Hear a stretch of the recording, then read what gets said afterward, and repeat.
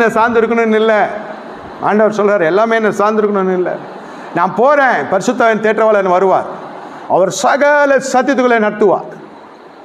ஆனால் அவர் நடத்துதலுக்கு தாங்குவியான்னு தெரில. சபையே அவர் நடத்துதலுக்கு தாங்கி வைக்கலாம். நோய் வந்த ஆண்டவர் அக்னி அபிஷேகம் வேணும். கர்த்தருடைய ஆவி எங்கே உண்டோ அங்கே விடுதலை உண்டு. அந்த கொப்பலை மறையணும், அந்த கட்டி மறையணும். ஆஸ்பத்திரிக்கு போனால் செலவு அதிகம், அந்த மாதிரிலாம் ஜெபிக்கிறவங்க இருக்கிறாங்க. நான் சொல்கிறேன் அதெல்லாம் வேணாம்.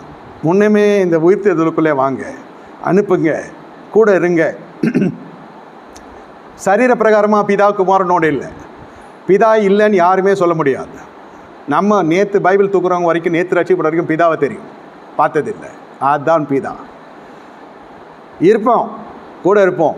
போங்க போங்க. அவங்க வந்து சொல்லுவாங்க இந்த மாதிரிலாம் ஆச்சா, சரி சந்தோஷம். தோல்வியாக இருந்தால் கற்றுக்கொள்கிறீங்க, ஜெயமாக இருந்தால் ஜெயிச்சு வந்திருக்கு சாட்சி சொல்கிறீங்க, அவ்வளோதான். பிதாவினுடைய சாயல் சொல்கிறேன். வெளியில் மாம்சம் காட்டணும் அவசியமே இல்லை. நான் வரேன், உனக்கு முன்னே நான் போகிறேன். அது வந்து ஆவிக்குரிய ரீதியிலே கற்று சொல்லுவாங்க. உனக்கு முன்னே நான் போகிறேன்றது, நான் உன் கூட இருக்கிறேன்றது எதையுமே நிரூபித்து காட்ட முடியாது. தாய் தகப்பனுக்கும் சொல்கிறேன், நீங்கள் தான் பெற்றோர், யாரும் மறுதளிக்கலை. எங்கேயாவது நமக்கு கனம் போயிடுமோன்னு சொல்லிட்டு அந்த பையனை போட்டு அவங்க ஜூஸ் போடாத குறை திருவி திருவி திருவி திருவி வச்சுக்குவாங்க. இது சொல்கிறது தான் செய்யணும். இங்கே குடும்பம் அப்படியே நொந்துடும். எல்லாரும் சொல்லுவாங்க 3-4 மனுஷங்களாம் அது கொஞ்ச நாள் இருந்து இறந்துருவாங்க. அதெல்லாம் கிடையாது. இது 20-30 வருஷம் இருக்கும். இவன் கேட்டால் இவனாக போயிடுவானே தவிர பையன், அந்த தாத்தாவும் பாட்டியும் இருக்கும். இதே மானிட்டரிங்கில் இருக்கும்.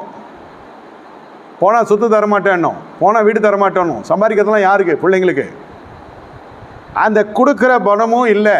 நான் சபைக்கு சொல்ல, சொந்த பிள்ளைங்களுக்கு சொல்கிறேன், மொத்தமாக கொடுக்க சொல்ல. பாரு எப்படி நடத்துகிறான் குடும்பம். எல்லாம் நம்ம உலகத்தை பொறுத்து தான் இருக்குது பிள்ளைங்களை.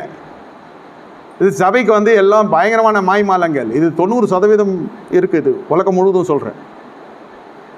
இந்த அழுக்கு இருக்க தான் செய்கிறது. அனுப்புறது கிடையாது, சபைக்கு அனுப்புறது கிடையாது. நீ போகாதேன்னுவான், ஏன் இங்கே போகிறேன்னுவான்.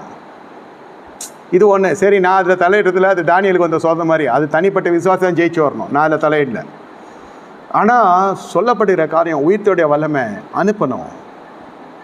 போங்க, நான் உங்கள் கூட இருப்பேன். ஆண்டவர் எப்படி சொன்ன, நான் உங்கள் கூட இருப்பேன்ப்பா, நீங்கள் போங்க, நீங்கள் போங்க, நான் கூட இருக்கிறேன். கோச்சினெல்லாம் சொல்ல, வாழ்த்தி அனுப்புகிறார்.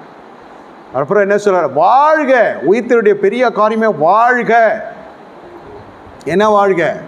மத்தேயு 28:9 சொல்லப்படுகிறது. அவர் அவருடைய சீடர்களுக்கு அறிவித்த போது தாமே அவர்களுக்கு எதிர்பட்டு வாழ்க என்றார். எழுமி போய் வாழ்கன்னு வாழ்த்துறாரு. அவன் பார்த்துட்டு பார்க்காத போகிறானோ இல்லையோ, போய் வாழ்க. எப்பொழுது